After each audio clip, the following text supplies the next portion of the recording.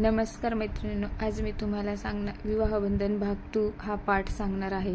अनया आणि आदित्यच्या लग्नाला जवळजवळ 1 वर्ष पूर्ण होत आलं होतं. बाहेरून पाहिलं तर सगळं अगदी नीटसं वाटायचं. सुखी सुसंस्कृत कुटुंब, व्यवस्थित घर, दोघांचे स्थिर करिअर. पण ह्या सगळ्या नीटनेटकेपणामागे एक न दिसणारी भिंत उभी होती. ती भिंत होती अंमलबजावणीची, न बोललेल्या अपेक्षांची आणि समजुती अभावी अडलेल्या अंतराची.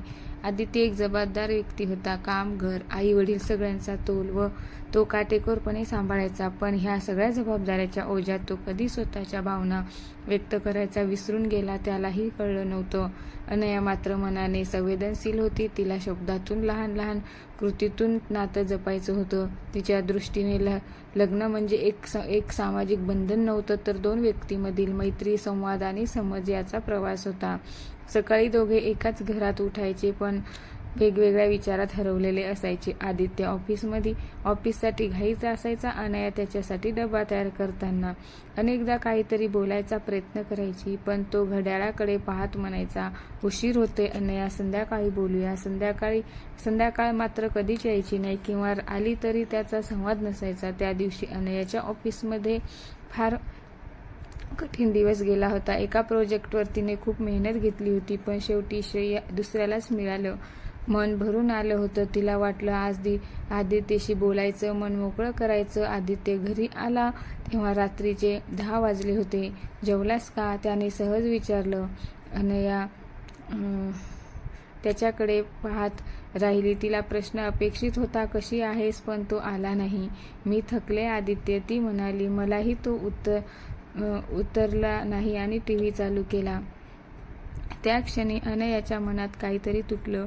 ती शांतपणे बेडरूममध्ये गेली. डोळ्यात पाणी होतं, पण ती रडली नाही, कारण तिला माहीत होतं तिच्या अश्रूंनाही आता शब्द उरले नव्हते. दुसऱ्या दिवशी आदित्यची आई मीनाताई यांनी अनयाला स्वयंपाकघरात पाहिलं. तिच्या चेहऱ्यावरची उदासी त्याच्यापासून लपली नाही. अनया, सगळं ठीक आहे ना, त्यांनी हळूच विचारलं. अनयाने प्रथम टाळण्याचा प्रयत्न केला, पण मीनाताईच्या मायेपुढे ती हरली. काकू, आदित्य वाईट नाही, पण तो दूर आहे, एकाच घरात असूनही, ती म्हणाली. मीनाताईने दीर्घ श्वास घेतला. आदित्य लहानपणापासूनच असा आहे बाळा, भावना मनात ठेवणारा, पण त्याचा अर्थ असा नाही की त्याला काही वाटत नाही. त्या संवादाने अनयाला थोडा दिलासा मिळाला, पण प्रश्न अजूनही तसाच होता, नातं पुढे कसं न्यायचं. काही दिवसांनी आदित्यच्या ऑफिसमध्ये बदल झाले आणि कामाचा ताण वाढला. तो अधिकच गप्प झाला. अनयानेही स्वतःला आवरायला सुरुवात केली. ती कमी बोलू लागली. घर शांत झालं, पण ती शांतता सुखद नव्हती. एक रविवार असा आला की जेव्हा घरात कुणीच बोलत नव्हतं. दुपारी अनयाने धीर करून विचारलं, आपण असं किती दिवस राहणार आहोत.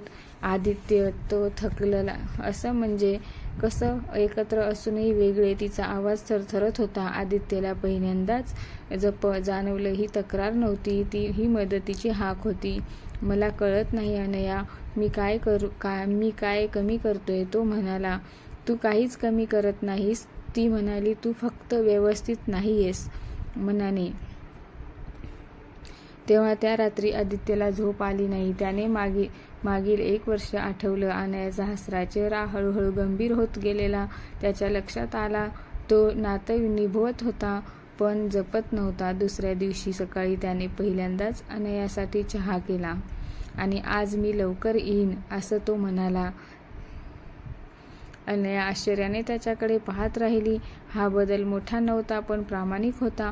हळूहळू दोघांमध्ये संवाद सुरू झाला. परफेक्ट नव्हता, कधी अडखळणारा, पण खरा होता. आदित्य आपली कामाची धावपळ सांगू लागला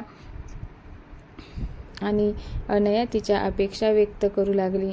कधी वाद झाले, पण ते मौनात संपले नाहीत. याच काळात अनयाला मुंबईबाहेर एका महत्त्वाच्या प्रोजेक्टसाठी संधी मिळाली. 3 महिन्यासाठी बाहेर राहावं लागणार होतं. ती घाबरली होती. हा निर्णय नात्यासाठी धोकादायक ठरेल का, असं तिला वाटू लागलं. तिने आदित्यला सांगितलं. तो काही वेळ विचारात पडला, मग म्हणाला, ही तुझी ओळख आहे अनया, तू ती सोडू नकोस. मग आपण मार्ग काढूया. त्यानंतर त्या वाक्यात अनयाला जो विश्वास मिळाला तो अमूल्य होता. ती बाहेर गेली, अंतर वाढलं पण संवाद वाढला. फोन, मेसेज, व्हिडिओ कॉल, पण त्याहून महत्त्वाचं म्हणजे एकमेकांची काळजी. ती परत आली तेव्हा घर तुमचं तसंच होतं, पण नातं बदललेलं होतं. एक संध्याकाळ गच्चीत बसून दोघं चहा पीत होते. आपण लग्नाकडे फार वेगळ्या नजरेने पाहिलं, आदित्य म्हणाला. हो अनया. अनया हसली. मी भावना शोधत होते. तू जबाबदाऱ्या आता दोन्ही एकत्र. ती म्हणाली. विवाहाचं बंधन आता केवळ सामाजिक चौकट उरली नव्हती.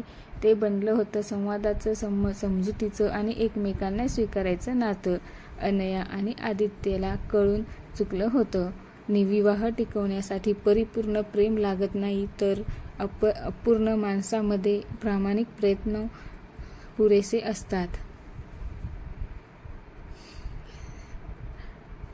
भाग 3 हा कंटिन्यू करा. धन्यवाद.